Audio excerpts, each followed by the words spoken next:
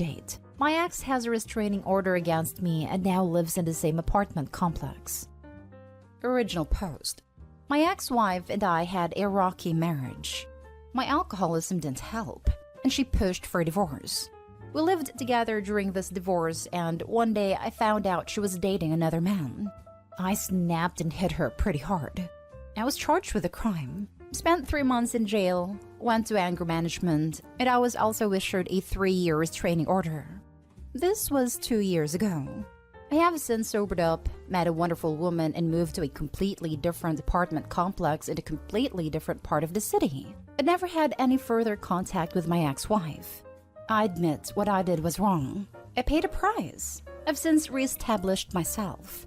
My current woman, who I've been in a relationship with for 2 years, is aware of this background story, which makes things slightly easier. Well, unknown to me, my ex moved into my apartment complex about 5 months ago with her now new husband, who had always lived here, but I did not know this. I saw her in the lobby just before New Year's. She greeted me, I turned shocked and said hello. She asked me what I was doing in the lobby and I said I was just coming in from work. She told me that the restraining order is still in effect and that I need to move out. I tried to reason with her and told her I'd be happy to steer clear of her. I know we don't live on the same floor. I don't even know what floor she lives on. I don't care to know. I told her if I saw her on the elevator, I wouldn't get in and just wait for the next one. But she told me she was going to enforce the restraining order against me.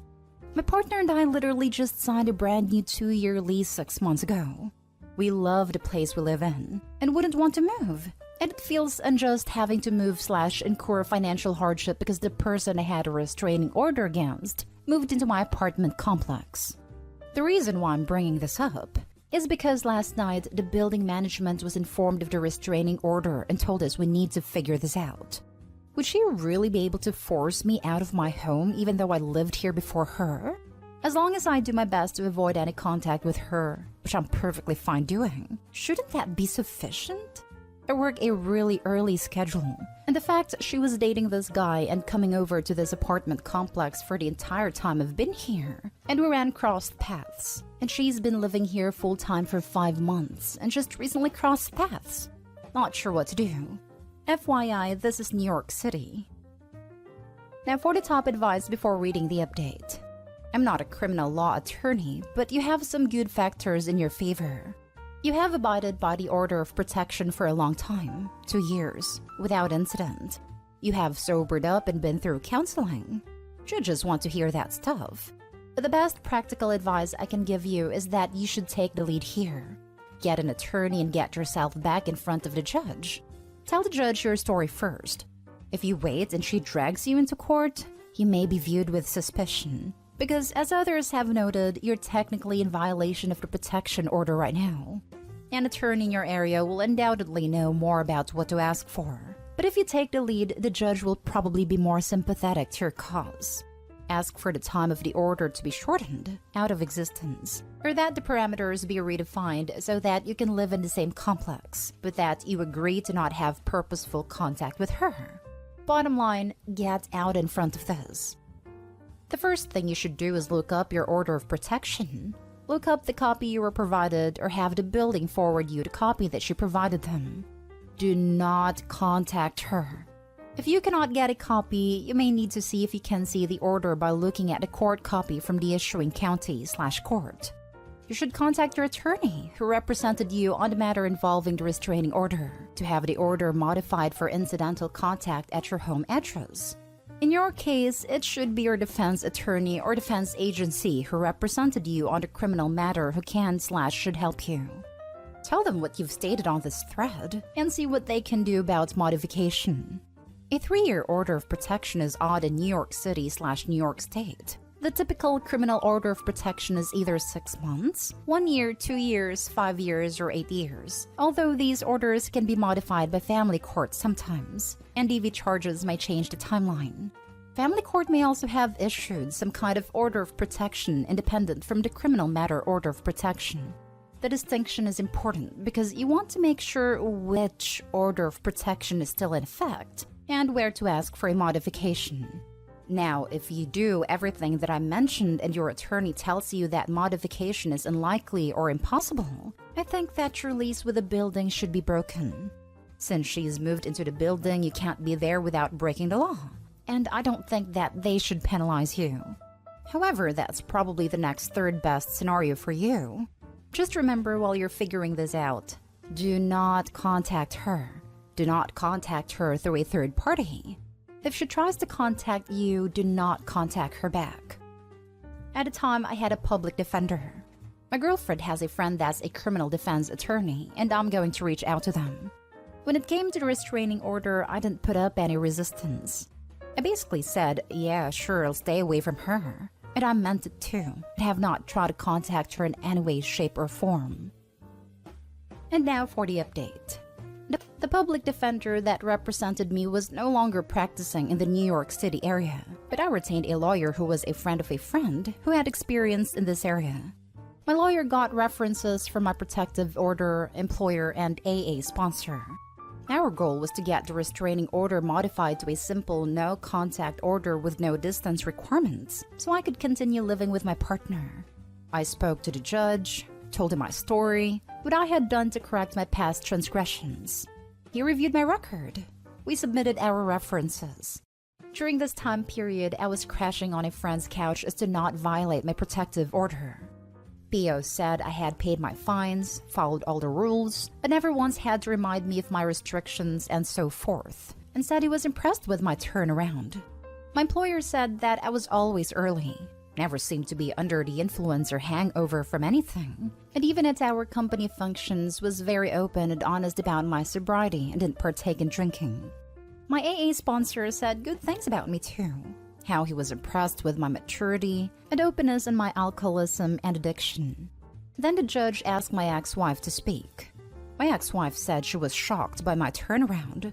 She said that it seemed unfair to her to require me to move because she moved into my building unknowingly, and that she no longer felt threatened by me. This was a shock to both my lawyer and I, as I expected my ex to want to keep the protective order in place.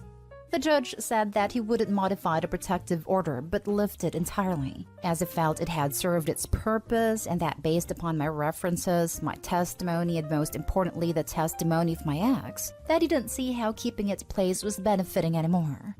He did tell my ex that if she ever felt threatened or in danger because of something I said or did, she could contact the police.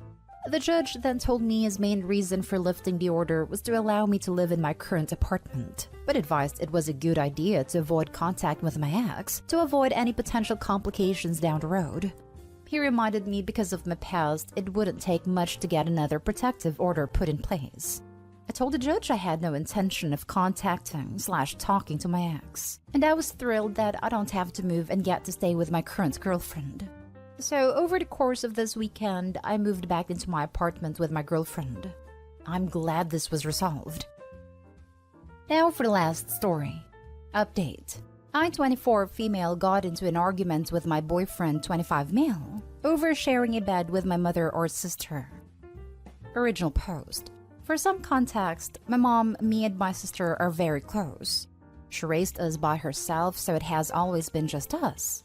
She's married now to our wonderful stepdad, who I'm also close to, and I spend time with my family whenever I can. After my mom finished her master's a few years ago and got settled into her career, she has made a point to have a girls' weekend once a month, or at least spend a day together. This often entails a small road trip to a nearby town, a theme park if it's during the summer, or during quarantine we just video chat for a few hours and drink wine. Whatever it is we do, my mom foots the whole bill. She says it's her way to make up for not being able to afford much when we were growing up. Our significant others are always welcome to join, but in the past they haven't usually. My stepdad and my sister's fiancé actually get along great, and they have gone fishing during these weekends before. Overall, I love my family dynamic and have no plans on changing it. Now onto the issue. I met my boyfriend about a year ago. We have always gotten along great, and my family loves him. He has joined us on these trips once or twice and seemed to have a good time. Last weekend was a girls' weekend, and we were planning to go to a city about an hour away. We planned on leaving Friday and returning Sunday night. Boyfriend was invited but declined as he had plans. I thought that was the end of it. About an hour before I headed out, I mentioned how the Airbnb we rented only had one bed. So I was probably going to end up sharing that with my mom or sister, or I was going to sleep on the couch. He seemed very weirded out by that. He said something like, "You don't feel awkward sharing a bed with your mom? How can you not see how weird that is? I would never share a bed with my mom or a sibling. Blah blah blah." I told him he was being weird and gross, and that they were family.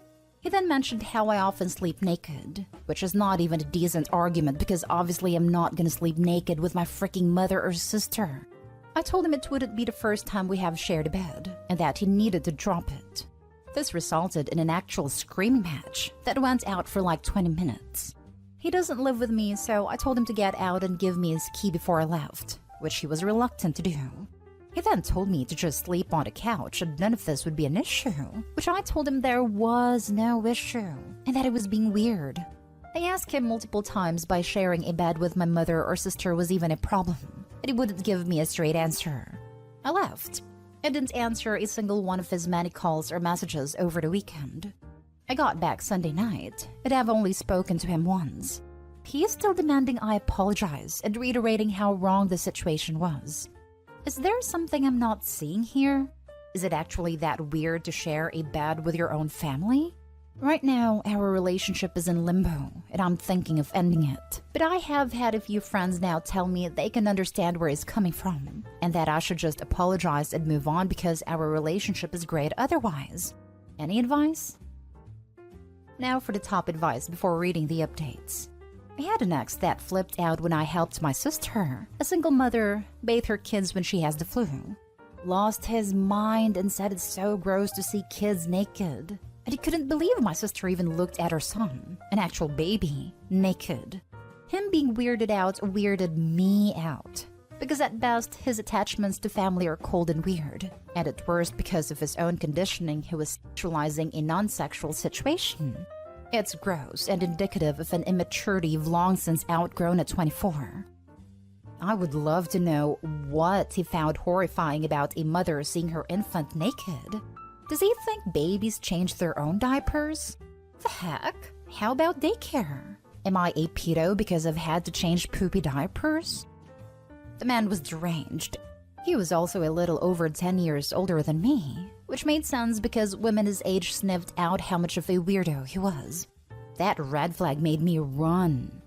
Like, whatever his upbringing was, I can't imagine reacting to something different with horror and rage, and not just like, "Oh, that wasn't my experience, but tell me about it." How absolutely ridiculous. Have you met his parents? Don't even engage in a conversation regarding this. Tell him he will never dictate to you what you're supposed to feel, and most certainly not to try to make you change how you communicate with your family. This sounds like a red flag though. I've met his family many times. He has a good relationship with both parents and his elder sister. That's what to me makes his reaction so outlandish. It seems so unlikely that he's never shared a bed with a family member, at least when he was younger. But the way he was acting though, you'd think he had never heard of such a thing. I keep thinking about messaging him back or blocking him altogether, but I really want to know what caused him to go so nuclear. It absolutely is a red flag though. It just sucks because I do love him. Small update. When all this happened, I didn't tell my mom/sister because I didn't want to ruin their weekend. Now that people are pointing out that maybe the dude has an incest kink or was mistreated, and I'm freaking out and crying, I called my mom and told her what happened. She's a bit mortified but was able to calm me down. I was going to call him and ask him to come over so we could talk, but my mom and stepdad do not want me alone with him, so I just messaged him and asked him to call me. I hope it's neither of those things, but logically, what else could cause this kind of reaction? I'll update again if anything happens. Now for the full update. The first post is locked now, but I did want to leave an update for anyone who is curious. Everything is still a mess basically. We talked after he got off work the other night. He started a conversation by asking how the trip went, and he did actually apologize. Or rather, he basically said, I'm sorry for my reaction and how it escalated, but not how I feel about the situation. I again asked him to explain just how sharing a bed with my mom or sister was inherently wrong, and if he felt that way maybe because of how he was raised to view sharing a bed. He just kinda doubled down and said no. It was just weird and he could never share a bed with his mom, and cannot understand how I was comfortable with doing it myself. I forgot to mention this in my first post, but I actually did end up sleeping on the couch. When I told him this, he said that had I just said that, none of this mess would have happened, and was pretty much implying that this issue continuing was my fault. I was getting pissed at this point, and said basically that sharing a bed was not inherently sexual or intimate, and that him thinking so at all was weird as heck. I point blank asked him if he genuinely thinks something would happen between me and my own mother or sister, and at this point he began to backtrack. He said that was not what he said, and that I was twisting his words, when I absolutely was not. He told me I was disgusting for implying that. We went back and forth on this, until he was like, fine, okay. Maybe I was out of line, but I still think it's inappropriate. But I guess I will just get over it. Can we please just move past this? I told him I had a lot to think about, and that I needed space. After we hung up, I immediately went to bed and tried not to think about it much today. His sister ended up calling me when I got home from work today. We've become really friendly since I started dating my boyfriend, so usually I wouldn't think anything of this. But I pretty much knew it was going to be about the bed situation. Sure enough, it was. He had asked her for advice on how to fix the situation and tried to explain his perspective to it. She said that she told him he was being a dumbass, and very, very weird about the situation. She wanted to know if I was okay, and asked if he had apologized yet. I asked her if they had ever shared beds and family vacations, and she said of course. She's quite a bit older than him. She's in her early 40s and a mom herself, and she helped her parents a lot with him when he was young. She said his behavior right now was weird and gross and totally out of character. She apologized for being nosy, but I thanked her for checking in on me. I didn't tell her about the post, but I did get the courage to ask her if he had maybe suffered from some sort of mistreatment that she knew of. She assured me that she didn't think that was likely, but that she couldn't speak for him. She told me that we needed to talk this out in person and either resolve it or break up, but either way I have her support. I'm really, really going to miss her. Very cool lady. And now I'm here. I don't know if she told him about our conversation, but he agreed to meet with me tomorrow morning. I haven't talked to my family about this because I'm sure they would think it was a bad idea to meet in person with him right now. Regardless of what he is willing to tell me, I am done. This is too much, and I don't know if any explanation is going to be enough to fix this. Thanks for all the advice yesterday, and I'll post a small update after tomorrow if anything does happen. Please meet in a public place just to be on the safe side. I don't know why he keeps doubling down. That's what is so weird. It'll be a coffee shop, not to worry. I think he's doubling down like this because he either realizes he's wrong and doesn't want to admit it, so he's content with arguing, or there's something like a kink or trauma making him react like this. I'm not going to be surprised if he still doesn't back down when we talk tomorrow. But regardless, I'm bringing him the few things he left at my house and breaking up with him officially.